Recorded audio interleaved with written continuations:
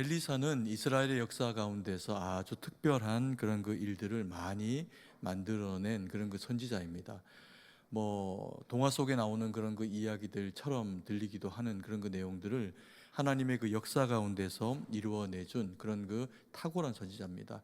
그리고 오늘 대하게 되는 나만 장군의 이 문둥병이 낫게 되는 이야기는 엘리사의 많은 그런 그 사역들 가운데서 또 그 중에서도 더 특별하게 그렇게 우리에게 기억되고 또 의미가 전달되는 그런 그 대표적인 사건 중에 하나입니다. 그런데 놀랍고 흥미로운 이런 그 사건들 속에는 사실 좀 납득하기 어려운 그런 그 내용들이 숨겨져 있는 것을 보게 됩니다. 등장인물 하나하나의 그런 그 이야기들을 살펴보면 어린 소녀의 이야기, 또 그리고 나아만 장군의 이야기, 또 그리고 엘리사가 이 나아만 장군을 대하는 모습, 이것들이 우리가 전반적으로 볼 때 전체적인 큰 맥락에서 끝의 주제가 너무나도 행복한 결말이 되어지게 되는 것을 통해서 우리가 이것을 수용하게 되지만, 하나하나의 이야기 가운데서는 어떤 면에서는 내가 이스라엘 백성이라면 혹은 또 내가 이방인이라면 조금은 불편할 수 있는 그런 그 내용들이 그 가운데 함께 담겨져 있는 것을 보게 됩니다. 그 각자의 이야기들 속에서 불편하지만 그러나 또 깊이 면밀하게 그 이야기들을 바라보게 되면 하나하나의 등장인물들이 주는 그런 그 의미 있는 이야기들이 그 속에 또 담겨져 있는 것을 우리가 보게 됩니다. 우리가 이 나아만의 이야기 가운데서 첫 번째로 바라봐야 할 그런 그 대상에 대한 이야기를 보면, 첫 번째는요, 사로잡혀 온 어린 이스라엘 소녀에 대한 이야기를 우리가 좀 눈여겨 살펴볼 필요가 있습니다. 나아만 이야기는 처음에 시작이 이 나아만의 질병과 관련해서 시작이 되면서 이것이 해결되기 위한 그런 그 과정 가운데 이스라엘에서 잡혀오게 된 어린 여자 소녀에 대한 이야기를 통해서 이야기가 전개되어지는 것을 보게 됩니다. 그런데 이 소녀는 이름조차도 사실 우리가 누구인지를 알지 못합니다. 그럼에도 불구하고 이 나아만의 이야기에서 굉장히 중요한 화두를 열어주는 그런 그 역할을 하기도 하죠. 이 여자아이가 이야기를 꺼내주기 때문에 그 이야기를 듣고 그리고 또 그 아내와 또 그리고 그것을 전달받은 이 나아만이 엘리사에게로 나오게 되는 그런 그 과정을 겪게 됩니다. 그런데 우리가 이 나아만의 이야기, 문둥병자 나아만의 이야기를 우리가 전반적으로 보면 사실 굳이 이 소녀의 이야기가 꼭 거론되지 않아도 이야기가 전개되어지는 것에는 아무런 불편함이 없는 것을 보게 됩니다. 이 여자아이가 등장을 해줘서 이야기를 하는 것을 약간 생략을 하고 그저 이스라엘의 엘리사 선지자를 만나기 위해서 나아만 장군이 나왔더라, 이렇게 이야기를 전개를 해도 크게 사실 이야기 전개에 무리가 없는 그런 그 내용이라는 겁니다. 그런데 이 소녀가 등장을 하게 되는 것을 통해 가지고 어떤 면에서는 왜 이 소녀가 굳이 등장을 했을까, 혹은 또 이 소녀의 이런 태도가 합당한 것인가, 이렇게 이제 생각을 하게 되는 그런 그 측면들을 가지고 있기도 합니다. 그럼에도 불구하고 이 나아만의 이야기는 이 여자아이의 그런 그 이야기를 통해서 내용이 전개가 되어집니다. 왜 이 소녀의 이야기가 어떤 면에서는 이스라엘 백성들의 입장에서는 좀 불편한 그런 그 이야기가 될 수가 있을까요? 이스라엘에서 잡혀오게 된 이 소녀의 입장에서 보면 나아만 장군은요, 나쁜 사람입니다. 왜냐하면 그는 이 아이를 강제로 이스라엘 백성들 가운데서 납치하여서 데리고 왔기 때문입니다. 이전에 아람 군대가 전쟁을 벌이면서 이 이스라엘 지역으로 침공을 하게 됐을 때 잡혀온 아이가 여자아이입니다. 그런데 이 고대 사회에 이 근동에서 전쟁이 일어날 때 일반적으로 되어지는 그 양상은 뭐냐면 그냥 여자아이를 그냥 단순히 납치해 가는 정도의 그런 그 상황이 아니라 대부분의 경우에는 그 부모를 죽이고 그리고 아이를 납치해 가는 경우들을 맞이하게 됩니다.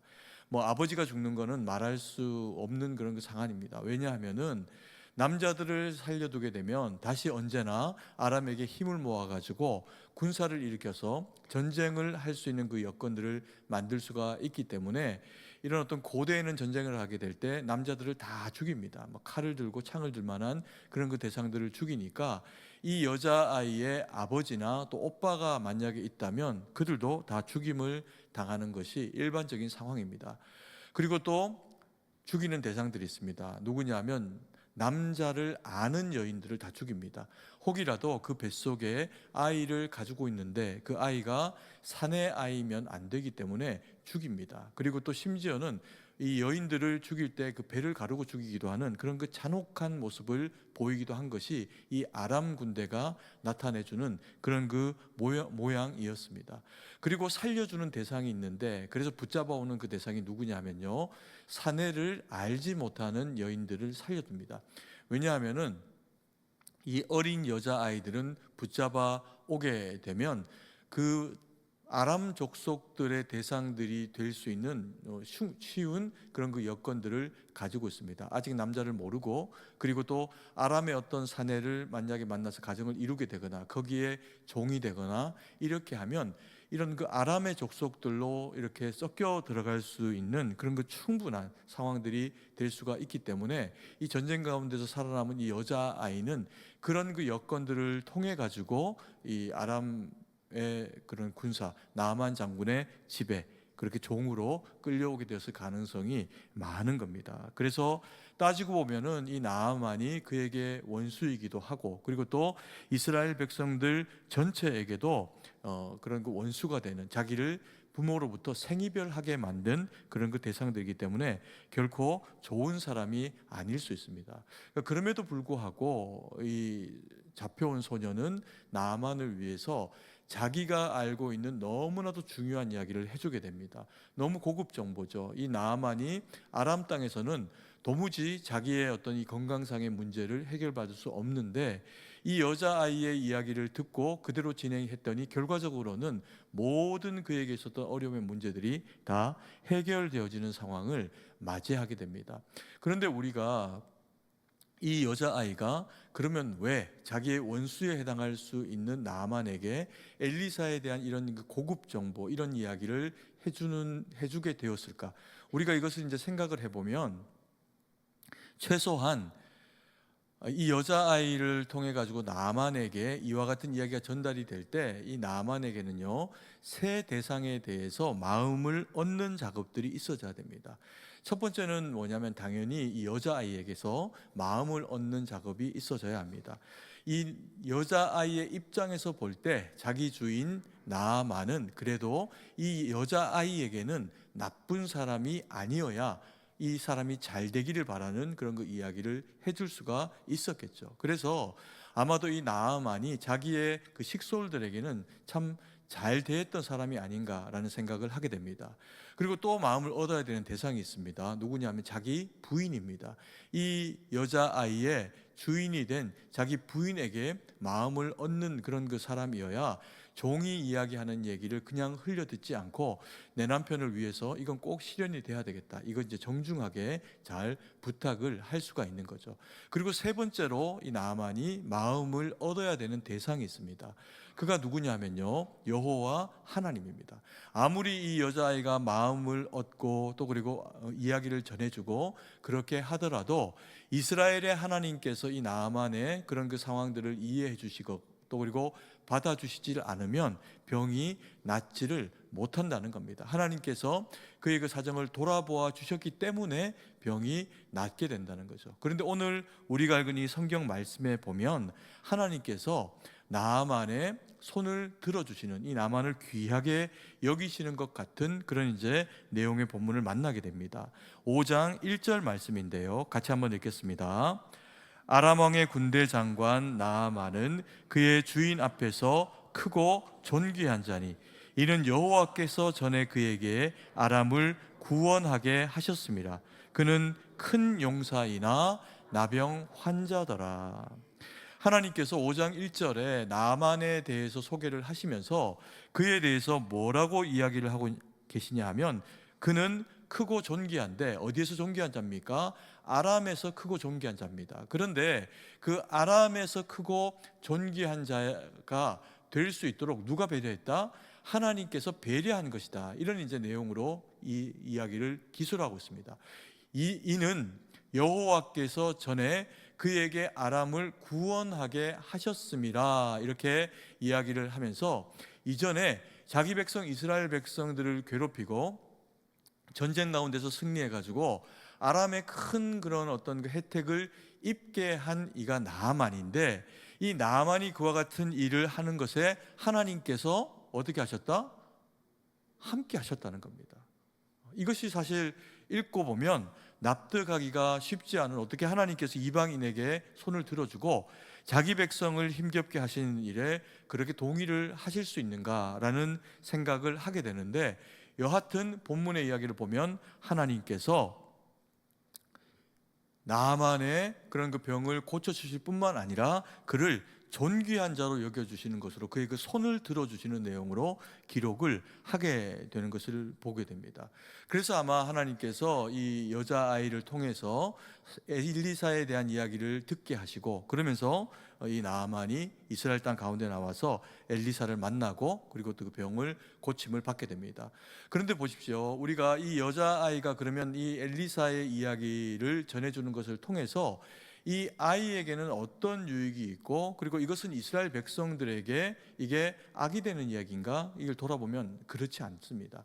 이걸 이제 단편적으로 보면 이 아이가 원수와 같은 나아만에 대한 이야기를, 그가 해결받을 수 있는 이야기를 그렇게 제시해 주니까 마치 우리의 옛날의 식으로 하면요, 일제강점기에 우리를 지배하고 있던 악한 일본의 고관, 또 심지어는 군사적으로 굉장히 어떤 그런 그 영향력이 있었던 대상을 우리 조선의 아이가 살려주는 것과 같은 그런 그 이야기로 이해가 될 수가 있습니다. 그런데 이 부분을 오늘 우리가 살펴본 그 내용처럼 하나님께서 이 가운데 개입하신 내용으로 보면 이 일은 이 여자아이에게도 이 일로 선이 이루어지고, 그리고 또 이스라엘 백성들에게도 나쁜 일로 전개되지 않는 그런 그 내용이라는 것을 우리가 볼 수 있습니다. 원수와 같은 이 나아만 장군이 이스라엘 백성들 가운데서 아이를 잡아왔습니다. 그리고 종을 삼아 버렸습니다. 이 아이의 입장에서는 얼마나 억울하고 속상한 일이겠습니까?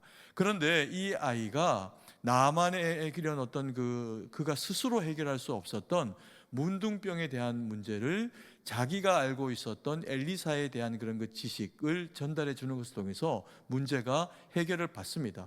그리고 나아만은 돌아오게 되겠죠. 그러면 이 여자아이가 받아 누리게 되는 혜택은 무엇일까요? 이 여자아이는 그때부터 아마도요, 나아만에게서 더 좋은 대접을 받게 됐을 것입니다. 만약에 저나 우리 성도님들이 나아만이라고 하면, 그래서 이 여자아이 때문에 어떤 그런 자기의 큰 문제가 해결이 됐다라고 생각을 할 때 돌아와가지고 이 아이가 고맙죠.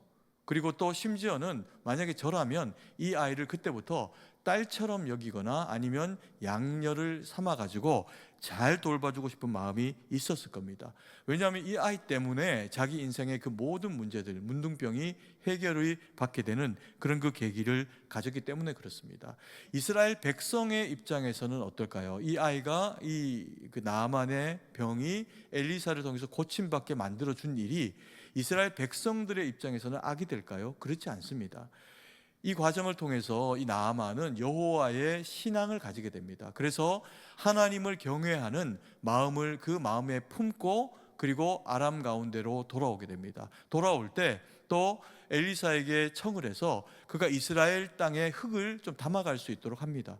그리고는 림몬의 신이라고 하는 그런 그 암몬 족속의 신들에게 그 왕이 제사를 할 때 높은 고관이니 그의 옆에서, 왕의 옆에서 이 나아만이 시중 들어야 되는 일을 해야 될 때가 있습니다. 그런데 그때를 제외하고는 내가 절대로 다른 어떤 이방 우상을 섬기지 않고 하나님만 믿기로 작정하겠습니다. 그리고 그렇게 살겠습니다. 이런 다짐을 나아만이 보여주게 됩니다. 그리고 실제로 그런 그 일들을 하고 살아가니까 이 여자아이가 그 이후부터는 단순히 그런 어떤 자기 부인의 종으로서의 그런 그 역할로만 필요한 것이 아니라 나아만이 돌아와가지고 자기의 신앙을 잘 관리하고 살아가는데 이 여자아이는 지대한 공헌을 했을 겁니다. 그래서 이스라엘의 하나님이 원하시는 것은 무엇이며, 또 그리고 어떻게 하는 것이 하나님이 기뻐하시는 삶이며, 예배는, 제사는 어떻게 하나님 앞에 드리는 것인지 자기가 아는 선에서의 지식과 지혜를 가지고 이 아이는 나아만을 무척이나 그렇게 섬기려고 했을 겁니다. 그리고 그 마음 가운데 여호와 하나님을 경외하며 두려워하는 마음을 가지고 돌아가게 되니 그 이후부터는 어떻게 했을까요? 이스라엘 백성들을 그전에는 최대한 괴롭혀서 아람을 복되게 하는 것이 자기의 역할이었습니다. 그런데 이렇게 이스라엘의 하나님을 통해 가지고 병이 고침바 되어진 그 은혜를 누리고 나서는 사람이면 이 아람의 장수 나아만이 돌아와서 혹 이스라엘과의 그런 그 대립들이 또 있게 될 때 자기는 빠지거나 아니면 이스라엘 백성들에게 최대한 어려움을 주려고 하는 것이 아니라 그 어려움이 최소화되게 하려고 하는 그런 그 모습으로 당연히 이스라엘 백성들을 대했을 겁니다. 그래서 이것이 이 여자아이가 행한 일이 악이 아니라 선이고 결과적으로 모든 선들이 이루어진 그 계기가 되었다는 겁니다. 그런데 이것은 다른 게 아닙니다. 이 여자아이는 그 나아만에게 병이 고쳐질 수 있는 얘기를 한 것도 사실이지만 이것을 더 근본적인 의미에서 보면 복음이 전해질 수 있는 계기를 가지겠습니다. 그래서 이 엘리사를 통해서 병이 고쳐지지만 이 병이 고쳐지는 것보다 더 크고 의미 있는 일, 그가 여호와 하나님을 신앙하게 되었다는 겁니다. 그래서 이 복음이 전해지는 일이 이게 그만큼 의미 있고 중요한 일이라는 거죠. 우리가 추석 명절을 대하게 될 때 믿지 않는 많은 일가 친척들을 만나기도 합니다. 우리가 이전에는 어릴 때는 다 교회 다니고 그랬는데 바쁘게 살고 또 흩어져 살고 그러다 보니까 누군가는 예수님 잘 믿고 누군가는 또 예수님에게서 좀 멀어지게 되는 일들을 경험을 하기도 합니다. 그리고 또 그 조카들 가운데서 보면 이제 세대가 이렇게 또 걸러지고 이렇게 하면서 부모의 신앙을 못 가지고 어릴 때는 교회 다녔는데 머리 굵어지고 좀 크니까 교회를 다니지 않는 그런 그 조카들을 만나기도 합니다. 그들을 만나실 때 복음을 꼭 전해 주십시오. 추석 명절에 어떤 메시지보다 중요한 것은 이겁니다. 이 여자아이가 복음을 전해서 나아만과 이스라엘의 그 모든 상황들이 선이 되어진 것처럼 인생이 바뀌고 인생이 개선되어지는 유일한 길은 하나님 안에서 돌이키는 겁니다. 주님을 깊이 만나는 겁니다. 그게 복음입니다. 그래서 우리가 나이 든 조카들 만나게 될 때 그들의 삶을 보니까 걱정되니까 이제 하는 말들이 있습니다. 결혼 안 하니? 이렇게 하기도 하고, 또 직장은 이렇게 하기도 합니다. 근데 그들이 노력을 안 하는 게 아닙니다. 최선을 다해서 노력을 하고 있는데 잘 안 되는 겁니다. 그렇기 때문에 그런 얘기 말고 정말 그들의 영혼의 덕이 되어지는 덕담으로 그들에게 들려주시면서 복음을 받아들일 수 있도록, 네가 예수님 잘 믿었으면 좋겠다. 삼촌이, 고모가 내가 너를 위해서 기도하고 있다. 꼭 예수 믿고 주님 안에 네가 정말 잘 되었으면 좋겠다. 그런 권면들을 해줄 수 있는 그런 그 추석 명절 되기를 간절히 소망합니다. 그리고 우리가 두 번째로 눈여겨봐야 될 대상은 나만 장군에 대한 이야기입니다. 이 가운데도 참 모순되는 것 같은 이야기를 통해서 은혜로운 이야기를 전달하고 계시는 내용을 만나게 됩니다. 나아만 장군은요, 우리가 아는 것처럼 당연히 이스라엘 사람이 아닙니다. 그럼에도 불구하고 놀랍게 이스라엘의 하나님에게 큰 은혜를 받습니다. 이 나아만이 여자아이의 이야기를 듣고 그리고 또 자기 아내의 이야기를 듣고 마음의 권면을 받으면서 왕에게 자기의 그 상황들을 아뢰게 됩니다. 여기에서는 이 아람 땅에서는 자기가 해결을 받을 수가 없으니 이 문제를 해결해 줄 수 있는 그 대상이 이스라엘 가운데 있다고 합니다. 엘리사라고 하는 선지자를 만나면 이 문제가 해결이 될 수가 있다고 하니 왕이 자기에게 조서를 써줘 가지고 자기를 이스라엘 땅 가운데 좀 보내달라는 겁니다. 만약에 그냥 불쑥 낫겠다고 아람의 군대의 장관인 그런 그 나아만이 이스라엘로 들어오면 이건 침공하는 거죠. 그러면 전쟁이 벌어집니다. 원하는 것을 얻지 못하게 될 것입니다. 그래서 지혜롭게 왕에게 조서를 꾸며달라라고 그렇게 이야기를 하고, 그리고 그 조서를 들고 그리고는 엘리야를 만나기 위해서 넘어옵니다. 그런데 오늘 우리가 읽은 이 성경의 기록에 보면은 이 나만의 존재에 대해서는 아까 우리가 읽은 것처럼 여호와께서 존귀하게 여기시는 자다라고 하는 뉘앙스로 그렇게 이야기를 하고 있는데, 반면에 이스라엘 땅 가운데서 만나게 되는 이 나만이 만나는 이스라엘의 왕은 좀 호들갑을 들고 또 팔불출 같은 모습으로 등장을 하게 됩니다. 그래서 이 아람 왕의 조서를 가지고 온 그런 그 나만을 대할 때 펄쩍 뜁니다. 이제 나를 괴롭히기 위해 갖고 내게 어려운 시험을 주기 위해 가지고 내가 하나님인가 어떻게 그를 고쳐준단 말인가 라고 하면서 호들갑을 떨고 있는 모습으로 이 이스라엘 왕이 등장을 합니다. 근데 보십시오, 이 중요한 표현이 뭐냐면 나아만은 이방의 장수인데도 여호와 하나님께서 존귀하게 하실 뿐만 아니라 이스라엘의 역사 가운데 그 이름이 기록됩니다. 뭐 굳이 만약에 이방인으로서의 존재만 드러내게 되면 그냥 아람의 장관이라고만 표현해도 아무 문제가 안 되는데 그의 그 이름을 이스라엘의 역사 가운데 기록해 줍니다. 거론해 줍니다. 이것은 하나님께서 그를 귀하게 여기시고 계신다는 거죠. 반면에 이스라엘의 왕은요, 이름이 거론되지가 않습니다. 대부분의 이스라엘 역사, 이게 뭐 남유다의 역사이든 북이스라엘의 역사이든 대부분의 이 역사 11개의 역사를 기록하면서 왕을 기록할 때 이름을 기록합니다. 여호람 이렇게 이야기하고 그리고 또 여호사밧 이렇게 이름을 거론을 해줍니다. 그런데 오늘 등장을 하게 되는 이 이스라엘의 왕에 대해서는 정황상 따지고 보면 여호람 왕이 그 시절의 왕이었던 것 같습니다. 그런데 그 여호람이라고 하는 이름을 거론을 해주지를 않고 성경이 기록하고 있는 방식이 뭐냐면 이스라엘의 왕 이렇게 표현을 하고 있는 겁니다. 그래서 이 내용들이 우리에게 암묵적으로 설명하고 있는 방식은 뭐냐면요, 그는 고관입니다. 왕이니까 최고의 권력자입니다. 이스라엘에서 떵떵거리고 이 사람이 뭐라고 한마디 하면 이스라엘 가운데서 안 되는 일이 없는 그런 그 사람입니다.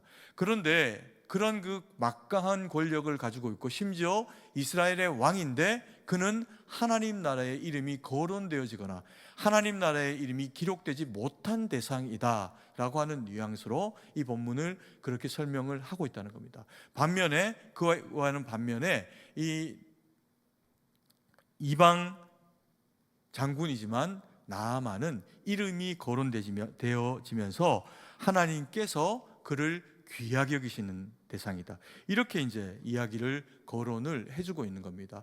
우리가 만약에 이스라엘 왕처럼 하나님 앞에 평가되어지는 대상이라면 이게 얼마나 불행한 그런 그 모습입니까? 이스라엘 왕은 여호와 하나님을 아는 사람입니다.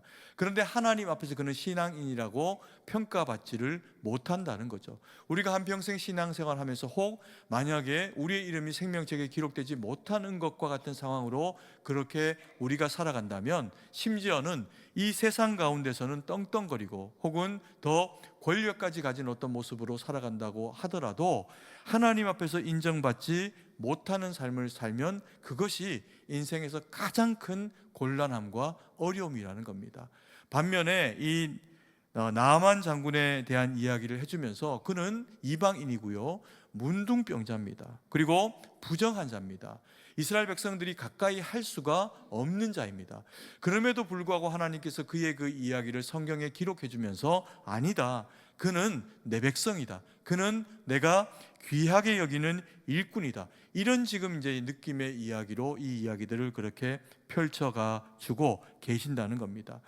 문둥병 때문에 이 나아만은 인생에 굉장히 큰 어려움을 겪습니다. 그런데 그것이 또 자기의 삶의 영적인 전화위복의 그런 그 상황이 되어져 가지고 그 문제를 엘리사에게 가지고 나와서 문제를 해결하게 됩니다. 그런데요, 우리가 이 엘리사가 나아만을 대하는 태도를 보면 좀 이상합니다. 한 국가의 군대 장관이고 이스라엘 백성들에게 지대한 악한 영향력까지 미칠 수 있는 대상인데 그렇게 자기를 찾아온 이 나아만을 박대합니다. 문도 안 열어주고 얼굴도 안 대하고 그리고는 소리만 내가지고 또 혹은 종을 통해 가지고 요단강에 가서 7번 씻어라 이렇게 이야기를 합니다. 그랬더니 이 나아만이 몹시 마음이 상하는 겁니다. 아니 아람의 강이 없어가지고 이스라엘 요단강보다 더 깨끗한 강이 없어서 내가 이 문제가 발생했다는 건가? 보건상의 문제라는 건가? 이러면서 이제 그 마음이 굉장히 불편하게 됩니다. 그러면서 만약에 그 상태로 내가 속이 상하니까 마음이 꽁하게 이렇게 상해져가지고 만약에 나아만이 자기 나라 아람으로 돌아가게 된다면 어떤 일이 생기게 될까요? 만약에 그 이후에도 보면 아람이 침공하는 일들이 발생을 하게 되는데 그때마다 이 나아만은 자기 나라 아람에 지대한 공을 세우려고 몸부림을 쳤을 겁니다. 왜요? 자기를 박대하게 그렇게 대했고 모멸감을 준 그런 그 민족이 이스라엘 백성들이기 때문에 가능한 이스라엘 백성들을 힘들게 하고 죽이고 그리고 또 그렇게 하려고 애를 썼을 겁니다. 그런데 이 나아만이 마음이 상해가지고 돌아가려고 하는 그 과정 가운데 그나마 다행인 일이 발생을 합니다. 그 신하들 가운데 지혜로운 사람이 나아만을 설득합니다. 아니 아버지 이렇게 이제 존중하며 이제 이야기를 하면서 아니 장군님 아버지 만약에 선지자가 이거보다 더 큰 일을 하라고 해도 안 하셨겠습니까? 나을 수 있다라고 하면 재물을 바치라고 하면 재물을 바쳤을 것이고 뭐를 하라고 하면 무엇이라도 했을 건데 그가 하고 있는 이야기가 뭔 내용이라고 가서 목욕하고 몸을 씻고 깨끗하게 하라고 하는 얘기인데 나쁜 얘기가 하나도 없는데 그걸 기분 나빠하시면 어떡하십니까? 라고 하면서 권면합니다. 그래서 그가 마음을 돌이키고 그리고 나아가가지고 이제 몸을 요단강에 씻었더니 깨끗하게 몸이 낫게 되는 역사를 경험을 하는 겁니다. 성경이 심지어 뭐라고 이야기하냐면 그가 얼마나 몸이 피부가 깨끗하게 되었던지 누구처럼? 아이처럼 피부가 깨끗하게 되었다라고 성경이 그렇게 이야기를 하고 있는 겁니다. 신하들의 그런 그 요구대로 놀랍게 하나님이 역사하시는 그런 그 은혜를 경험을 하게 된 것이죠. 이런 어떤 그 엘리사의 요구에 따라 가지고 나아만 장군이 이와 같은 일을 하게 된 이 경위를 보면 우리가 신앙생활을 하면서 무엇이 진짜 우리에게 유익이 되는가, 중요한가라고 하는 것을 굉장히 우리에게 일깨워주는 그런 그 내용들을 담고 있습니다. 나아만이 그대로 돌아갑니다. 그러면 자기 인생이 개선될 뿐만 아니라 이것이 이스라엘 백성들에게도 악이 되는 그런 그 결과를 가지게 되겠죠. 그런데 돌아가는 그 과정 가운데서 나만이 어떻게 합니까? 마음이 몹시 상했는데 그 마음을 어떻게 해요? 돌이킵니다. 자기를 충성으로 따르는 그 신하들의 이야기를 듣고 마음을 돌이키는 작업을 합니다. 그리고 마음을 돌이켰기 때문에 뭘 돌이켜요? 그 몸을 돌이켜서 요단강에 7번 씻는 절차 가운데 자기를 내어주게 됩니다. 우리가 이게 무엇을 이야기를 하는 것인가? 우리가 어떤 상황 가운데서 하나님의 도우심을 경험하고 하나님의 은혜를 경험해야 될 때가 있습니다. 그때가 주로 힘겹고 어려운 상황들이 우리에게 밀려와 있고 때로는 우리의 마음이 하나님 앞에서 좀 삐지거나 상하거나 토라져 있는 그런 그 상태일 때도 있습니다. 그래가지고는 어떻게 한다는 거예요? 절대로 은혜를 못 경험하고 하나님의 역사하심 회복을 경험하지 못한다는 겁니다. 그런데 이 나아만이 우리에게 보여주는 것은 하나님 앞에 순종을 해야 순종을 하면 그 순종을 계기로 하나님이 우리의 인생 가운데 놀랍게 역사하실 수 있는데 이 순종의 계기는요 무엇에서 시작이 된다고요? 마음을 돌이키는 것에서 비롯된다는 겁니다. 그런데 우리가 살아보면 이게 정말 쉽지 않습니다. 우리가 마음을 돌이켜야 하나님의 뜻 가운데 순종이 되는데 이 마음을 주님 앞에 돌이키지 못하는 어리석고 완악하고 여러 가지 억만가지 이유로라도 내가 순종하지 않아야 하는 이런저런 수많은 이유들을 마음에 품고 살아가니 믿음의 사람인데 은혜를 못 경험하고 사는 겁니다. 이 얼마나 불행한 삶입니까?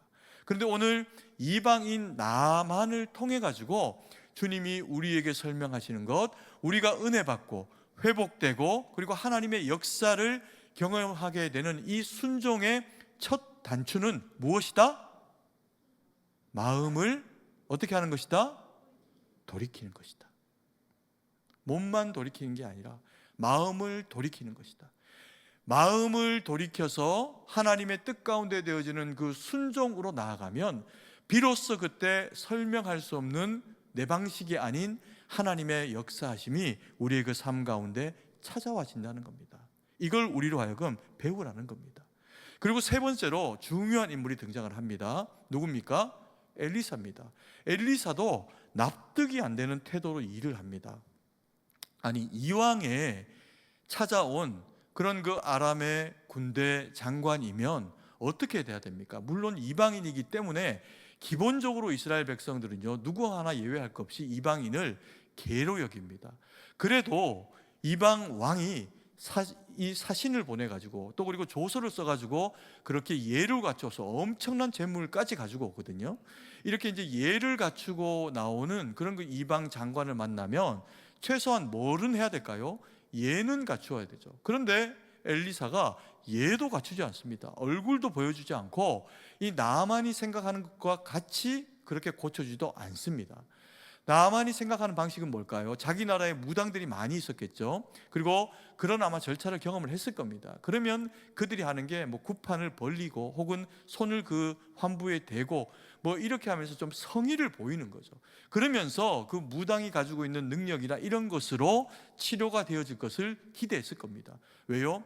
엘리사가 고쳐준다 이렇게 이야기를 했으니까 나만도 그렇게 생각을 했을 겁니다. 그런데 엘리사가 얼굴도 보여주지 않는 겁니다. 그리고 목욕탕 가서 요단강 가서 씻고 와라, 그러면 나을 거다, 7번 씻어라, 이렇게 이야기하고 마는 겁니다. 그러니까 마음이 상하게 되는 결과를 가지고 내가 이거 하지 말까? 이러고 이제 자기 나라로 돌아가려고 했던 겁니다. 그런데 왜 엘리사가 아람의 군대 장관을 이렇게 대했을까? 이게 악으로 나쁘게 대하려고 그를 무시하려고 그랬을까? 그렇지 않다는 겁니다. 이 엘리사의 입장에서는 최선으로 이 나만을 위해서, 이스라엘을 위해서 그에게 행한 모습입니다. 만약에요, 엘리사가 아람의 군대 장관이었으니까 벗은 발로 나와가지고 그리고는 막 이제 환대합니다. 그리고 막 손을 들어서 기도해주고 이렇게 해가지고 그를 극진히 대하고 고쳐줘서 보냅니다. 그러면 또 뭐 엘리사가 높아지는 어떤 계기가 될 수는 있었겠죠. 그런데 만약에 일이 그렇게 진행되었다면 누구의 마음을 불편하게 했을까요? 이스라엘의 왕의 마음을 불편하게 했을 겁니다. 이스라엘의 선지자라고 하면서 이방인의 손에, 그것도 심지어 부정환자 문둥병자에게 손을 대고 기도해주고 그리고 그를 극진히 대해주고 나한테도 그렇게 한 적이 없으면서 이 아람 왕 군사에게 이와 같이 대했단 말인가, 이렇게 생각하면서 아마도 이 엘리사를 반역자 취급했을 겁니다.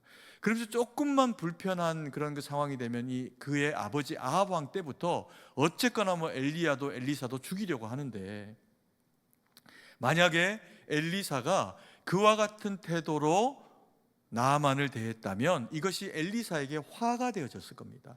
그래서 엘리사는 지혜롭게 대면하지 않습니다. 그리고 어떻게 하면 고쳐질 수 있는지 하는 이 방편만 그에게 이야기를 합니다. 그리고 또 이렇게 이런 방편으로 일을 처리하는 것이 엘리사에게만 아니라 나만 장군에게도 굉장한 유익함이 됩니다. 왜냐하면 엘리사가 무슨 형태로 선포를 해주고 기도를 해주든 병이 고쳐지게 하시는 이는 누굽니까? 여호와 하나님이라는 거죠. 그래서 이 엘리사는 이 나만이 병을 고쳐지는 것에 자기가 개입되어 가지고 이스라엘의 선지자가 내 병을 고쳐줬다 이렇게 만들어주고 싶지가 않았던 겁니다. 영적인 지각을 가지고 엘리사가 분별할 때 이 나아만은 철저하게 이스라엘의 하나님께서 그를 고쳐주셨다라고 하는 것을 알아야 한다, 그렇게 생각을 한 겁니다. 그래서 하나님만이 개입하시고 하나님만이 하실 수 있는 방법으로 요단강에 가가지고 몸을 7번 씻으라, 그렇게 이야기를 한 겁니다. 그래서 그것의 결과적으로는 마음을 고쳐먹고 이 나만이 와가지고 자기의 몸을 요단에 적시고 7번 그렇게 씻어내었더니 어떻게 된 겁니까? 몸이 깨끗하게 된 겁니다. 그러면서 이 자기의 낫게 된 몸을 가지고 돌아와가지고 이 나아만은 신앙 고백을 합니다. 내가 이제 오직 여호와만 섬기겠다.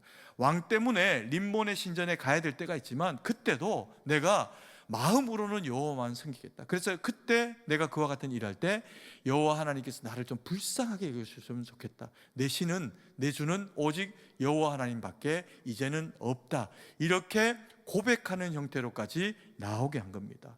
그래서 엘리사가 이게 정말 너무 지혜롭게, 우리가 일반적으로 생각할 때는 굳이 이럴 수 있나? 이제 그렇게 생각할 수 있지만 모두가 사는 방식, 엘리사도 살고 이스라엘 백성들에게도 유익할 뿐만 아니라 아람의 장수 나아만에게도 온전히 여호와 하나님만 신앙할 수 있는 그런 그 계기를 이 엘리사가 제공해 줬던 겁니다. 그래서 그는 이스라엘의 하나님만을 참신으로 그 마음 가운데 가지고 돌아가게 됩니다. 그런데 우리가 엘리사의 이런 어떤 그 나만을 향한 그런 그 요청, 요단강에 가서 7번 몸을 씻어라, 그랬더니 그 몸이 깨끗하게 되어진 이 사건을 보면서 성경에 떠올려지는 두 가지의 어떤 중요한 일들이 있습니다. 하나는 구약이고 하나는 신약의 사건입니다.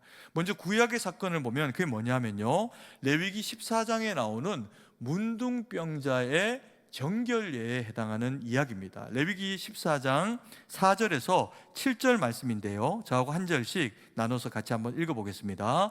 제사장은 그 정결함을 받을 자를 위하여 명령하여 살아있는 정결한 새 2마리와 백향목과 홍색실과 우슬초를 가져오게 하고, 여기 보니까 제사장은 누구를 위해서?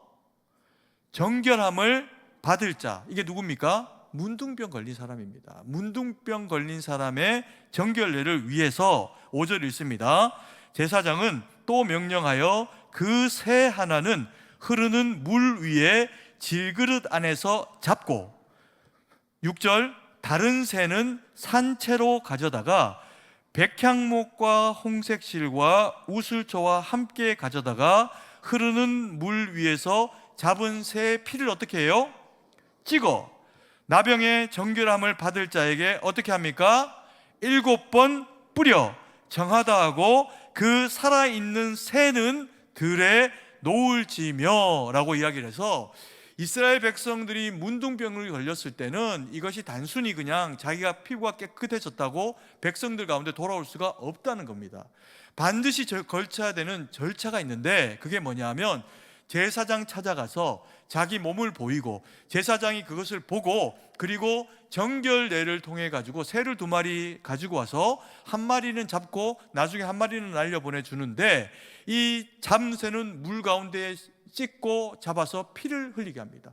그리고는 그 피를 우슬초와 홍색실과 백향목에다가 찍어가지고 몇 번 뿌려요? 7번을 뿌리는 겁니다. 그리고 너는 이제 정결하게 됐으니 백성 가운데로 돌아가라 라고 그렇게 선포를 해줬다는 겁니다. 그러면 비로소 이 문둥병 걸렸던 사람이 이스라엘 백성 가운데 한 사람으로 회복이 되는 겁니다. 이게 지금 뭔 얘기를 해주냐면, 엘리사가 제사장은 아니지 않습니까? 그러니까 그러다 보니까 지금 엘리사는 확신하는 겁니까? 아람의 군대 장관이지만 이 나아만이 이스라엘 땅 가운데에 나와서 나를 찾아올 때는, 그 정도가 될 때는 여호와 하나님에 대한 이 소망과 갈망을 가지고 나온 것이니 주님이 그를 반드시 고치실 것이다.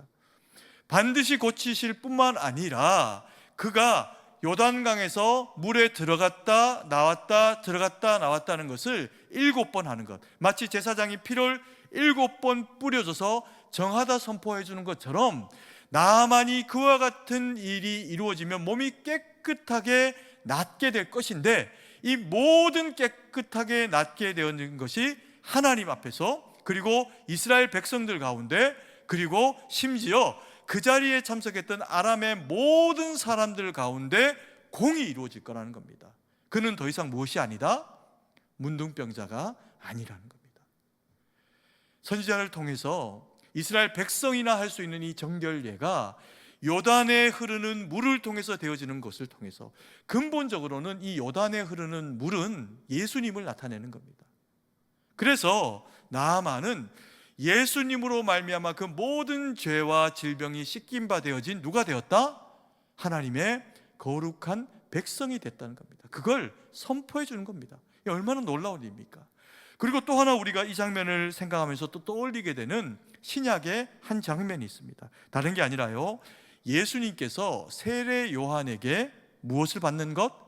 세례받는 장면입니다. 마태복음 3장 16절 말씀입니다. 같이 한번 읽습니다. 예수께서 세례를 받으시고 곧 물에서 올라오실새 하늘이 열리고 하나님의 성령이 비둘기같이 내려 자기 위에 임하심을 보더니, 예수님께서 공생애를 시작하기 위해서 광야의 시험을 거치고 그리고 또 세례 요한의 이와 같은 세례를 받으실 때 하늘이 열립니다. 그리고 거기에 공중에서 하나님의 성부 하나님의 선포하시는 놀라운 메시지가 이르게 됩니다. 이는 내 사랑하는 자요 내가 기뻐하는 사람이다. 너희는 무엇을 들으라? 그의 말을 들으라. 예수님이 하나님의 아들이라는 것을 성부 하나님께서 그 장면을 통해서 선포해 주신 겁니다.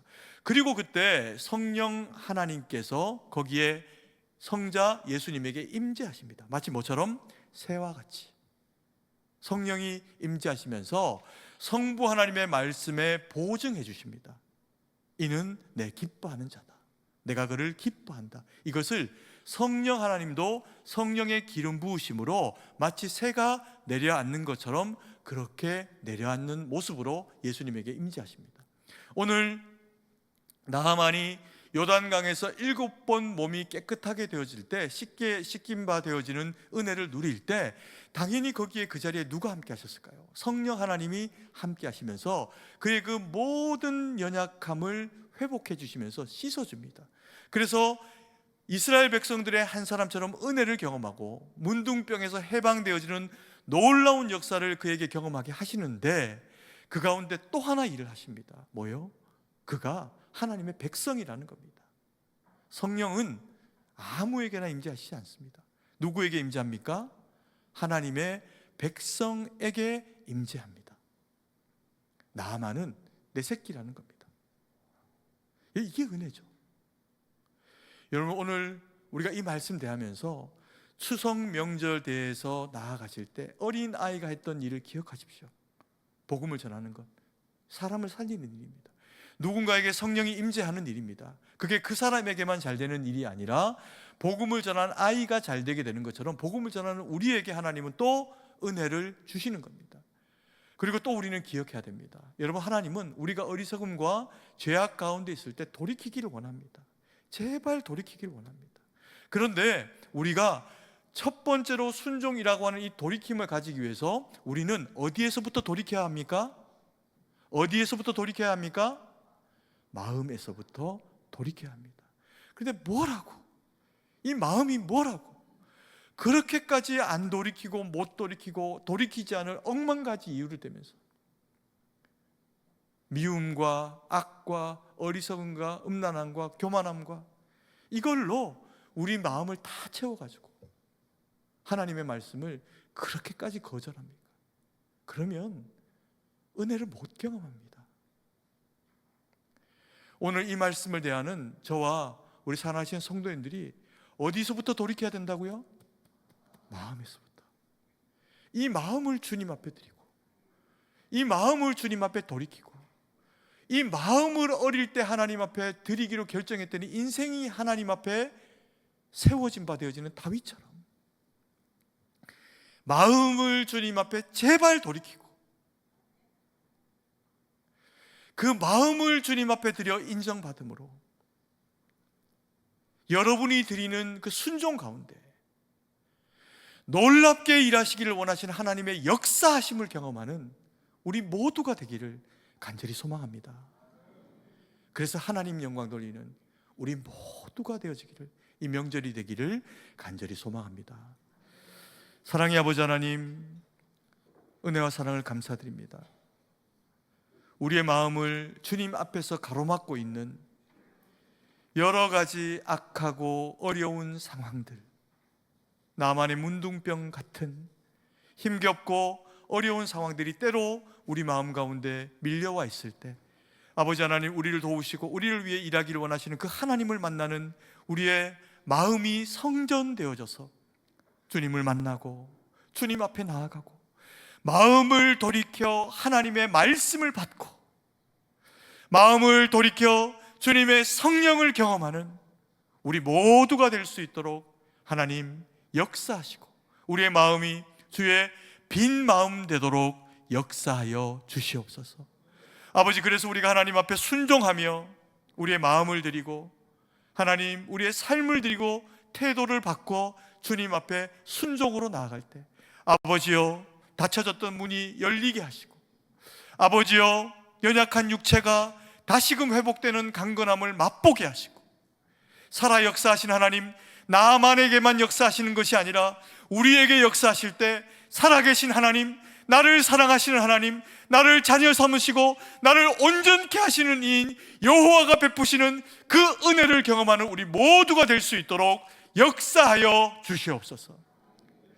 주님께 모든 것을 의지하고 감사드리며 살아계신 주 예수님 이름으로 기도드립니다. 아멘.